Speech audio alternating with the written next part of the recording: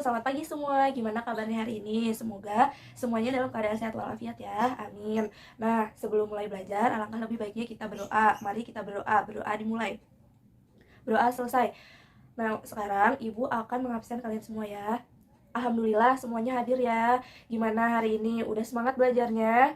Nah, untuk lebih semangat lagi, yuk kita speaking. Ikutin Ibu ya. Tepuk semangat. Semangat! Gimana? Udah semangat semua ya? Nah, Ibu mau tanya nih, ada yang masih inget nggak kita kemarin habis belajar apa? Nah, iya pinter. Kemarin kita habis belajar tema 7, subtema 3 tentang indahnya persatuan dan kesatuan negeriku. Untuk hari ini, kita akan belajar tema 8 tentang daerah tempat tinggalku, subtema 1 dan pembelajaran kedua. Silakan semuanya dibuka ya bukunya. Nah, untuk hari ini kita akan belajar mengenai gaya. Gaya adalah suatu tarikan atau dorongan yang terjadi pada suatu benda. Yang menyebabkan benda tersebut terjadinya gaya terdapat 3 hal. Yang pertama ada perubahan posisi, kemudian yang kedua ada perubahan bentuk, dan yang ketiga ada gerakan. Jadi ketiga hal tersebut yang menyebabkan terjadinya suatu gaya dalam kehidupan sehari-hari kita.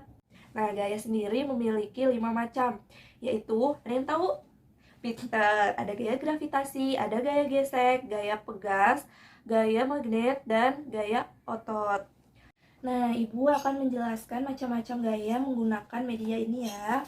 Yang pertama tadi apa? Pintar. Gaya gravitasi merupakan gaya tarikan dari bumi, sehingga benda yang akan dilempar pasti akan jatuh ke bawah. Contohnya seperti bola ini ya, perhatikan. Tuh, Ibu lempar bolanya, kemudian pasti bolanya jatuh ke bawah. Contoh lainnya seperti buah mangga, pasti buahnya kalau sudah masak jatuh ke bawah kan, jatuh ke permukaan. Yang kedua selanjutnya tadi apa? Gaya gesek. Nah, gaya gesek sendiri ditimbulkan oleh permukaan dua benda yang saling bersentuhan. Contohnya, ban pada mainan mobil-mobilan ini pasti akan bersentuhan dengan aspal. Nah, karena gaya ini yang menyebabkan mobil, sepeda, dan kendaraan lainnya dapat berjalan. Selanjutnya yang ketiga ada gaya apa? Ya, pintar, gaya magnet. Contoh gaya magnet di dalam kehidupan sehari-hari itu ada di rel kereta api atau di pintu kulkas kalian. Baik, tadi sudah ketiga ya, sudah 3 macam-macam gaya. Dan selanjutnya yang keempat ada gaya otot. Apa sih contohnya gaya otot? Ada yang tahu? Nah, kalau nggak tahu nih, Ibu peragakan. Salah satu contoh dari gaya otot yaitu menimba sumur. Tuh, karena menimba sumur membutuhkan gaya otot atau tenaga untuk menarik ember yang berisikan air tersebut. Tanpa ada gaya otot, maka kita tidak akan bisa menarik ember yang berisikan air ini. Nah, yang terakhir tadi ada gaya apa? Ya, gaya pegas.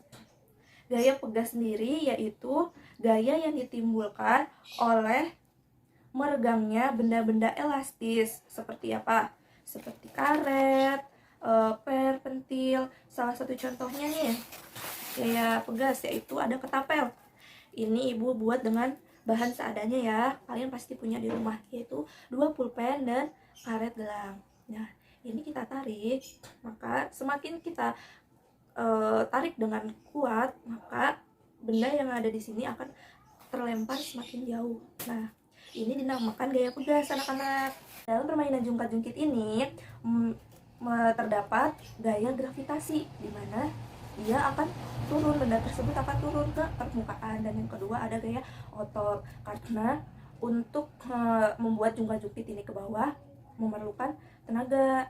Dan kenapa juga bisa bergerak? Karena jungkat-jungkit memiliki titik tumpu di bagian tengahnya. Nah, karena Ibu sudah menjelaskan menggunakan media ini, sekarang Ibu minta kalian untuk mencoba suatu gaya menggunakan meja.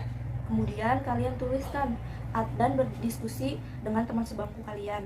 Gaya apa yang terjadi saat kita mendorong meja tersebut, oke? Setelah itu masing-masing diminta untuk mengerjakan latihan yang ada di buku siswa. Bagaimana? Sudah selesai semua? Alhamdulillah. Tepuk tangan untuk kita semua. Alhamdulillah, anak-anak Ibu pinter-pinter ya, hebat semuanya. Untuk materi hari ini Ibu anggap semuanya sudah paham ya.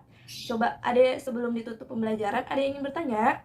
Tidak ada. Oke, Ibu akan memberikan tugas ya atau pekerjaan rumah. Silakan kalian kerjakan di buku latihan kalian. Besok akan dikumpulkan. Baiklah, karena waktunya sudah habis, kita akhiri pembelajaran hari ini dengan membaca hamdalah. Alhamdulillahirobbilalamin. Silakan ketua kelasnya pimpin teman-temannya untuk berdoa. Oke. Alhamdulillah, baik. Kurang lebihnya Ibu minta maaf ya. Wassalamualaikum warahmatullahi wabarakatuh.